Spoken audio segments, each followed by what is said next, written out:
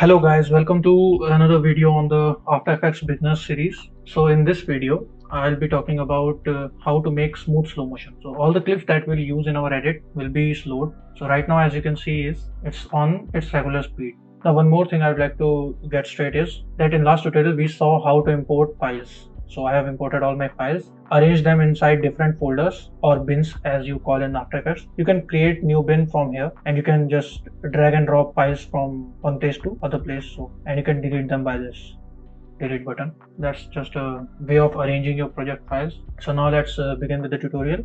So first thing, I use a third-party plugin named Twixtor to slow down all my clips. That is an external plugin, so everyone can not have it in the After Effects. But I'll show you a basic method that you can do in After Effects by itself. So select your clip, right click it, go to time and then time stretch. So here you can choose the stretch factor or the duration.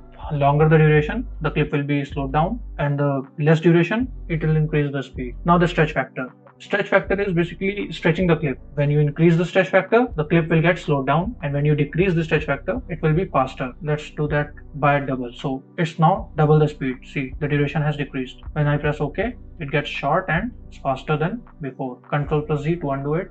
Now we need to slow it down. Generally, keep it at half or quarter speed. Stretch factor of 400 will drop it down to quarter speed. That will be 25% of the speed. So if the speed was 100, then the speed will become 25. It will be stretched by 4 times. Press OK. The clip will be slowed down. Now one thing that we notice here is clip is not looking good. It's basically choppy frames all over the place. How to fix that? That's the concern for now.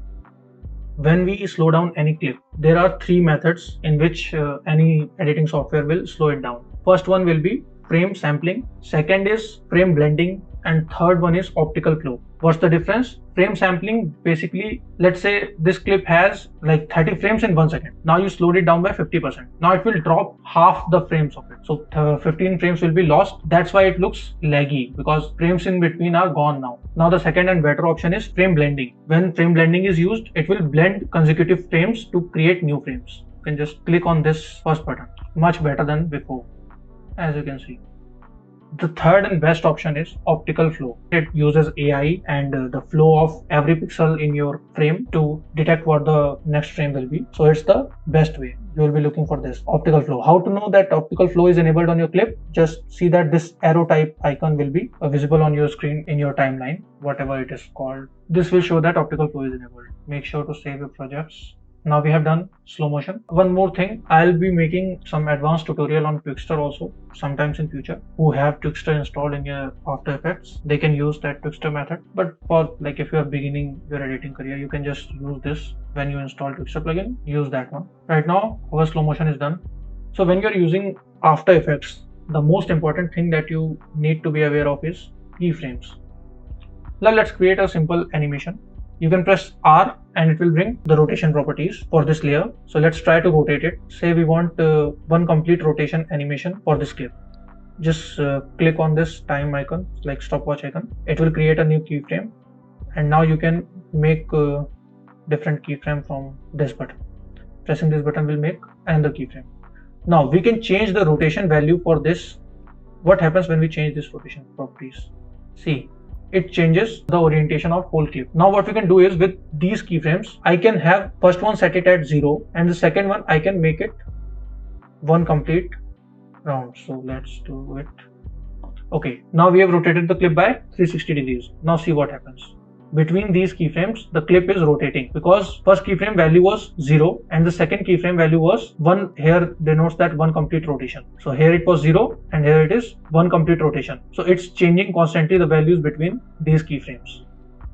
So that's a animation for you in After Effects. It looks very bad because the most important thing with animation is graphs. Select these keyframes, right click them, keyframe assistant and easy ease. You can also use F9 shortcut to easy ease the keyframes. What this will do is it will make a smooth graph. The animation is smooth. It starts smoothly, increases the speed in the middle and then slows down. So it gives you a smooth animation. We can also customize it completely. We can do that by clicking on this button, graph editor. It will open up a graph for the values. So value of rotation is increasing from this keyframe to this keyframe. So 0 degree rotation, then 9 degree, 116 degrees. This way the rotation is increasing. The most used animation for this is like this. So what we are doing is we are stretching the value of rotation. So most of the time it will start very slow, and then at this point it will increase rapidly. So the rotation value will increase fast. Let's play. See, that's what we wanted. It starts slowly and then in the end increases its speed. So this was the graph in After Effects.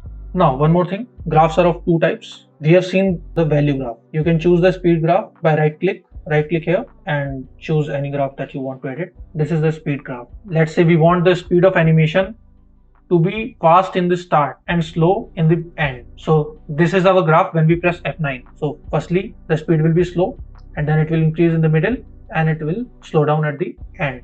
Now we want to make the speed fast in the beginning. We can just drag this handle all the way to the first point.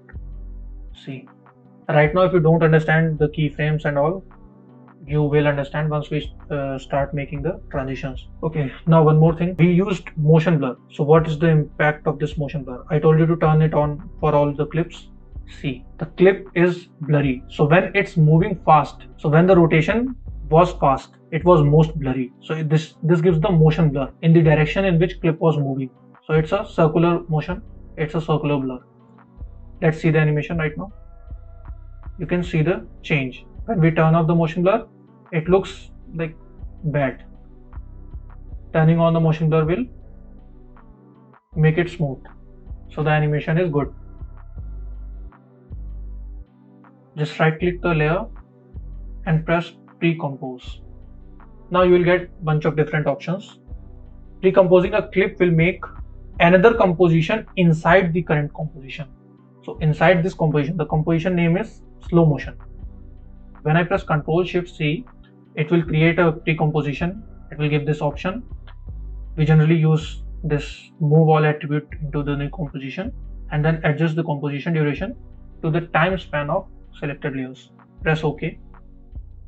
Now what happens is this creates a new composition within the current composition. So rose composition, it's a new composition inside of this composition. We can double click it to open the composition that we have just created. So it just basically acts like it's a new layer that you have imported and dragged from here. We will use pre-compositions because we made these keyframes on this layer. If we don't need them in the main composition, then we will pre-compose it. So it will move all those things inside another composition and we'll get a fresh layer to work with. It's also known as nesting.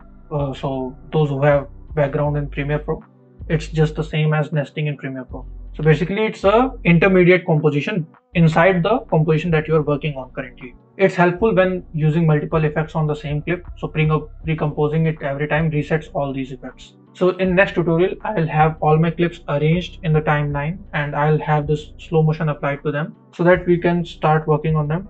Okay, thank you. See you guys in the next video. And please hit the subscribe button if you are enjoying this series and you want to learn more.